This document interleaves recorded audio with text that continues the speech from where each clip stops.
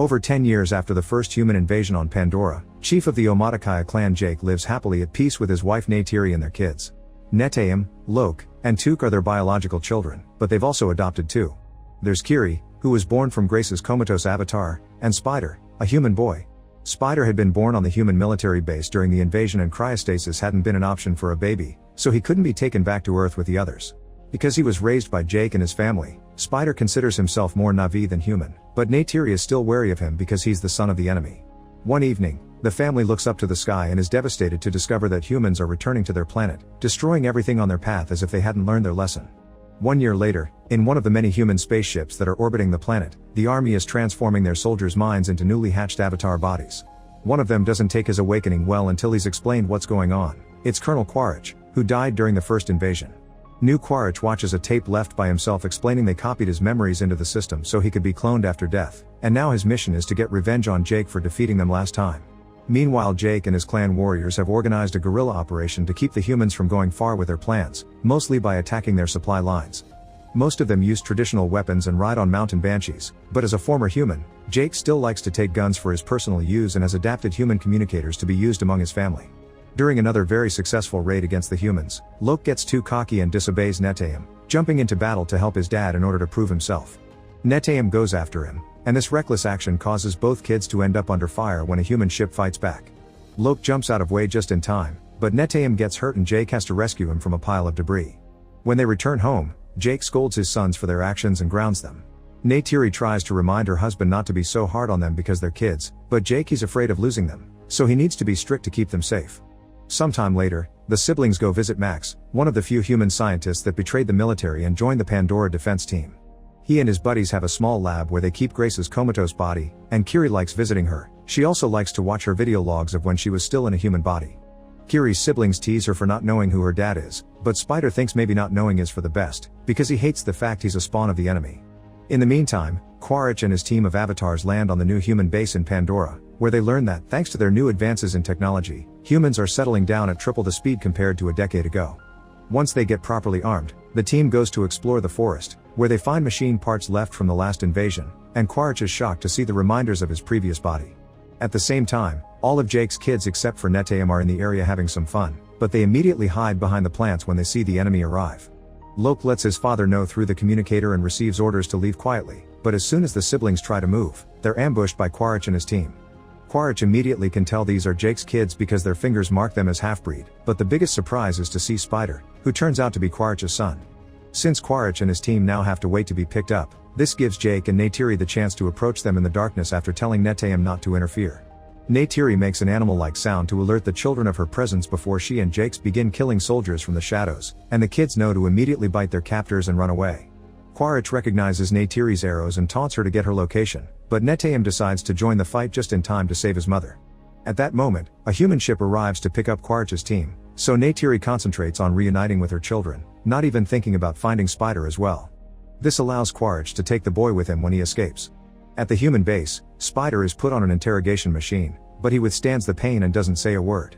Quaritch tries the gentle approach instead, telling the kid he may have Quaritch's memories but he's a different person that would love to bond with his son, effectively convincing Spider he may not be that bad after all. When the family returns home, Jake tells Neytiri they should go away. Neytiri refuses to leave her people behind, but Jake explains Quaritch wants specifically them, so it'll be safer for the clan without their presence. After Jake chooses a successor, the clan goes through the traditional ritual to pass off the chief mantle, and the family gets to leave for the Meatkaina coast. Here, the local clans have adapted to the aquatic habitat and can stay longer underwater without breathing. When the family arrives, Chief Tanoari and his wife Ronal are wary of them because of their human blood and the possibility of the war following them here, but Jake swears they weren't followed, and since tradition demands shelter to be given to anyone in need, the family gets to stay. Tanoari asks his children to act as guides, and while his son Onung wants nothing to do with them, his daughter Rhea gladly shows them around. From then on, Jake's family works hard to adapt to the reef life, learning things like riding aquatic creatures called alu and tricks to teach their bodies to be underwater for longer periods of time. It takes them a few tries to get it right, but to everyone's surprise, Kiri doesn't need to learn any extra tricks. She naturally can stay underwater all she wants and she instantly develops a bond with all the creatures of the sea. Meanwhile, Quaritch's team begins taking Spider on their exploring missions, assigning him as their official interpreter. Spider also takes them to a nest of icrins, dangerous flying creatures that can't be tamed by just anyone. Quaritch gives it a try anyway, confronting the creature to prove himself in combat and accidentally causing them both to fall off the cliff. The team thinks Quaritch is dead and they're ready to return to base, but at the moment, Quaritch makes a triumphant return by riding the tamed Ikran. Back on the reef, Kiri continues to bond with the sea, prompting Aonung and his friends to make fun of her for being a weirdo. Lok comes to her defense and Netayam quickly follows him to try to keep things diplomatic, but Lok is too hot-headed and starts a fight anyway, so Netayam has no choice but to help. When the adults finally come to pull them apart, Jake scolds his sons for their actions. He's frustrated by the constant teasing as well, but they have to endure it because they're guests here and they can't afford to be kicked out. Neytiri tries to comfort Kiri, who is upset over the fact she's different even biologically, as proven by a section of her face that she keeps hidden under her hair. Afterward, Lok follows his father's orders and apologizes to Aonung and his friends for the fight.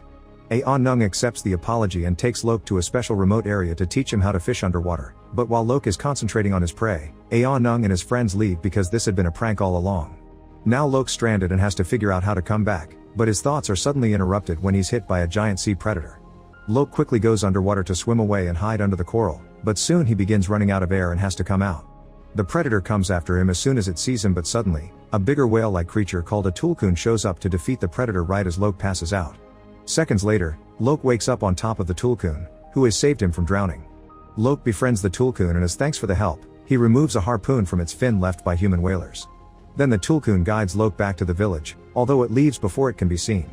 Lok reunites with his family and Tanawari tries to apologize for his son, but Lok lies and says it was all his idea. This gets him scolded by Jake again, who calls him the shame of the family. Afterward, Aonung wonders why Lok lied for him, and Lok explains he knows how much it hurts to disappoint your dad. The next day, Lok tells everyone about his adventure, and the locals realize that Lok met Payakan, a tulkun that went rogue.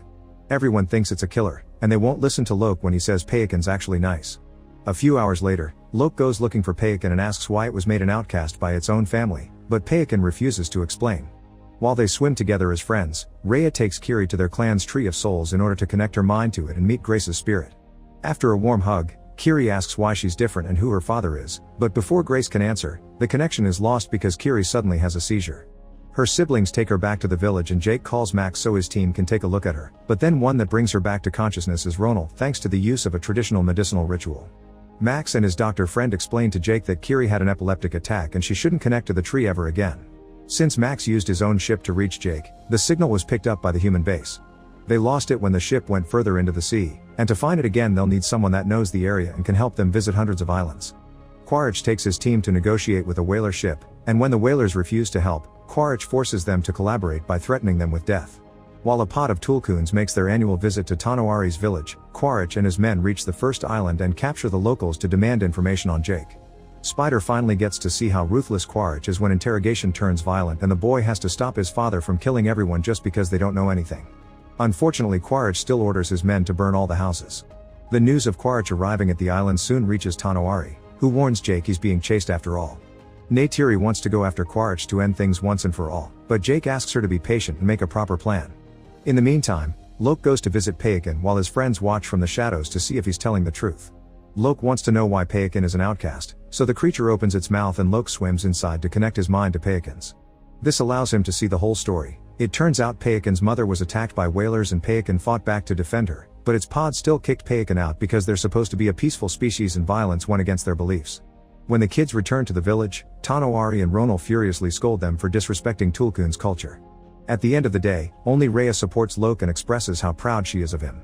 Sometime later, Quaritch realizes that violence won't make the villagers speak, so he agrees to help the whalers hunt the Tulkuns, knowing that killing the creatures the locals consider their brothers will draw Jake out of hiding. Now Spider has to watch in disgust how the whalers send up ships to kill the Tulkuns with specialized weapons that can track the creatures' noises.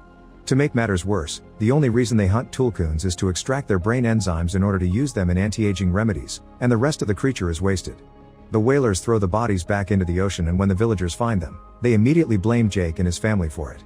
They want to go out and fight back, but Jake presents them the tracker he found on a Tulkun fin and explains as a trap, so for now, they need to stay put and simply tell the Tulkun to swim away for safety.